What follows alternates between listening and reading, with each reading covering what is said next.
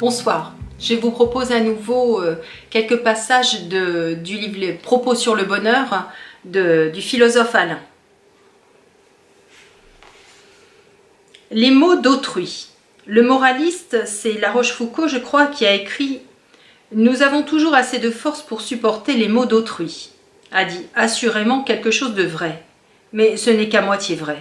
Ce qui est bien plus beau à remarquer, c'est que nous avons toujours assez de force pour supporter nos propres maux. Et il le faut bien. Quand la nécessité nous met la main sur l'épaule, nous sommes bien tenus. Il faudrait donc mourir, ou bien alors on vit comme on peut. Et la plupart des gens s'arrêtent à ce dernier parti. La force de la vie est admirable. Ainsi, les inondés, ils s'adaptaient. Ils ne gémissaient point sur la passerelle. Ils y mettaient le pied, ceux qu'on entassait dans les écoles et dans les autres lieux publics, y campaient pour le mieux, et mangeaient et dormaient de tout leur cœur. Ceux qui ont été à la guerre en racontent autant.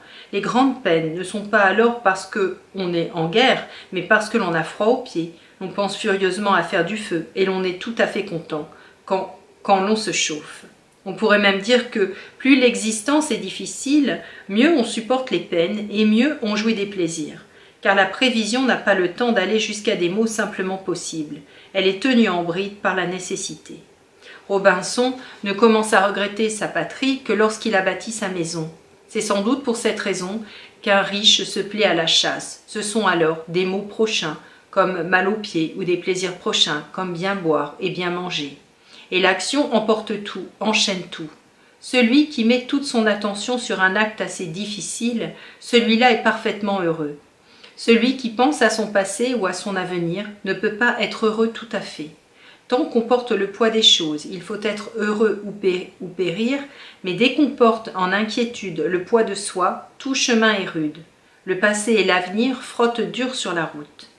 En somme, il ne faudrait point penser à soi. Le plaisant, c'est que ce sont les autres qui me ramènent à moi par leur discours sur eux-mêmes. Agir ensemble, c'est toujours bon. Parler ensemble pour parler, pour geindre, pour récriminer, c'est un des grands fléaux de ce monde. Sans compter que le visage humain est diablement expressif et arrive à éveiller des tristesses que les choses me faisaient oublier. Nous ne sommes égoïstes qu'en société, par le choc des individus, par la réponse de l'un à l'autre, réponse de la bouche, réponse des yeux, réponse du cœur fraternel. Une plainte déchaîne 1000 plaintes, une peur déchaîne 1000 peurs. Tout le troupeau court dans chaque mouton. Voilà pourquoi un cœur sensible est toujours misanthrope un peu. Ce sont des choses auxquelles l'amitié doit toujours penser. On nommerait trop vite égoïste l'homme sensible qui cherche la solitude par précaution contre les messages humains. Il n'est pas d'un cœur sec de supporter difficilement l'inquiétude, la tristesse, la souffrance peinte sur un visage ami. Et l'on doute si ceux qui font volontiers société avec le malheur ont plus d'attention à leurs propres maux, ou plus de courage, ou plus d'indifférence. Ce moraliste ne fut que malin. Les mots d'autrui sont lourds à porter. 23 mars 1910. Consolation. Le bonheur et le malheur sont impossibles à imaginer. Je ne parle pas des plaisirs proprement dits, ni des douleurs comme rhumatisme, maux de dents ou supplice d'inquisition. Cela, on peut s'en faire une idée en évoquant les causes, parce que les causes ont une action certaine.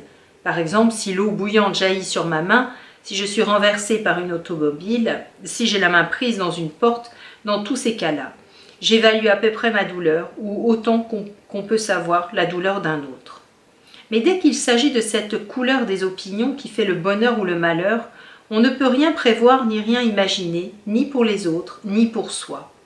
Tout dépend du cours des pensées, et l'on ne pense pas comme on veut. À bien plus forte raison, peut-on être délivré, sans savoir pourquoi, de pensées qui ne sont nullement agréables. Le théâtre, par exemple, nous occupe et nous détourne avec une violence qui est risible. Si l'on fait attention aux pauvres causes, une toile peinte, un braillard, une femme qui fait semblant de pleurer, mais ces singeries vous tireront des larmes, de vraies larmes. Vous porterez à un moment toutes les peines de tous les hommes par la vertu d'une mauvaise déclamation. L'instant d'après, vous serez à 1000 lieues de vous-même et de toutes les peines en plein voyage. Le chagrin et la consolation se posent et s'envolent comme des oiseaux. On en rougirait.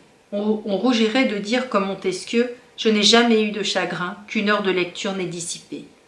Il est pourtant clair que, si on lit vraiment, on sera à ce qu'on lit. Un homme qui va à la guillotine dans un fourgon est à plaindre. Pourtant, s'il pensait à autre chose, il ne serait pas plus malheureux dans son fourgon que je ne suis maintenant. S'il compte les tournants ou les chaos, il pense aux tournants et aux chaos. Une affiche vue de loin et qu'il essaierait de lire pourrait bien l'occuper au dernier moment. Qu'en savons-nous? Et qu'en sait-il? J'ai eu le récit d'un camarade qui s'est noyé. Il était tombé entre un bateau et le quai et resta sous la coque un bon moment. On le retira inanimé. Il revint donc de la mort, on peut le dire. Voici ses souvenirs. Il se trouva dans l'eau les yeux ouverts, et il voyait devant lui flotter un câble. Il se disait qu'il aurait pu le saisir, mais il n'en avait point l'envie. Cette vue d'eau verte et de câble flottant emplissait sa pensée. Tels furent ses derniers moments, d'après ce qu'il m'a raconté. 26 novembre 1910. Le culte des morts. Le culte des morts est une belle coutume, et la fête des morts est placée comme il faut au moment où il devient visible par des signes assez clairs que le soleil nous abandonne. Ces fleurs séchées, ces feuilles jaunes et rouges sur lesquelles on marche, les nuits longues, les jours paresseux qui semblent des soirs, tout cela fait penser à la fatigue, au repos, au sommeil, au passé. La fin d'une année est comme la fin d'une journée et comme la fin d'une vie. Comme l'avenir n'offre alors que nuit et sommeil, naturellement, la pensée revient sur ce qui a été fait et devient historienne. Il y a ainsi harmonie entre les coutumes, le temps qu'il fait et le cours de nos pensées. Aussi, plus d'un homme, en cette saison, va évoquer les ombres et leur parler. Mais comment les évoquer? Comment leur plaire? Ulysse leur donnait à manger. Nous leur portons des fleurs, mais toutes les offrandes ne sont que pour tourner nos pensées vers eux et mettre la conversation en train. Il est assez clair que c'est la pensée des morts que l'on veut évoquer et non leur corps, et il est clair que c'est en nous-mêmes que leur pensée dort. Cela n'empêche point que les fleurs, les couronnes et les tombes fleuries aient un sens. Comme nous ne pensons pas comme nous voulons, et que le cours de nos pensées dépend principalement de ce que nous voyons, entendons et touchons, il est très raisonnable de se donner certains spectacles, afin de se donner en même temps les rêveries qui y sont comme attachées. Voilà en quoi les rites religieux ont une valeur, mais ils ne sont que moyens, ils ne sont pas fins. Il ne faut donc pas aller faire visite aux morts comme d'autres entendent la messe ou disent leur chapelet. Les morts ne sont pas morts, c'est assez clair puisque nous vivons. Les morts pensent, parlent et agissent, ils peuvent conseiller, vouloir approuver, blâmer. Tout cela est vrai, mais il faut l'entendre. Tout cela est en nous, tout cela est bien vivant en nous. Alors direz-vous, nous ne pouvons oublier les morts. Il est inutile de penser à eux. Penser à soi, c'est penser à eux. Oui, mais il est assez ordinaire que l'on ne pense guère à soi, vraiment à soi, sérieusement à soi. Nous sommes trop faibles et trop inconstants à nos propres yeux. Nous sommes trop près de nous. Il n'est pas facile de trouver une bonne perspective de soi qui laisse tout en vraie proportion. Quel est donc l'ami de la justice qui pense continuellement à la justice qu'il veut? Au contraire, nous voyons les morts selon leur vérité, par cette piété qui oublie les petites choses. Et leur puissance de conseiller, qui est le plus grand fait humain peut-être, vient de ce qu'il n'existe plus. Car exister, c'est répondre au choc du monde environnant. C'est plus d'une fois par jour et plus d'une fois par heure, oublier ce qu'on a juré d'être. Aussi cela est plein de sens de se demander ce que les morts veulent. Et regardez bien, écoutez bien, les morts veulent vivre. Ils veulent vivre en vous. Ils veulent que votre vie développe richement ce qu'ils ont voulu. Ainsi les tombeaux nous renvoient à la vie. Ainsi notre pensée bondit joyeusement par-dessus le prochain hiver, jusqu'au prochain printemps, et jusqu'aux premières feuilles. J'ai regardé hier une tige de lilas dont les feuilles allaient tomber, et j'y ai vu des bourgeons. 8 novembre 1907. Voilà, je vous remercie. On se retrouve prochainement pour une autre lecture.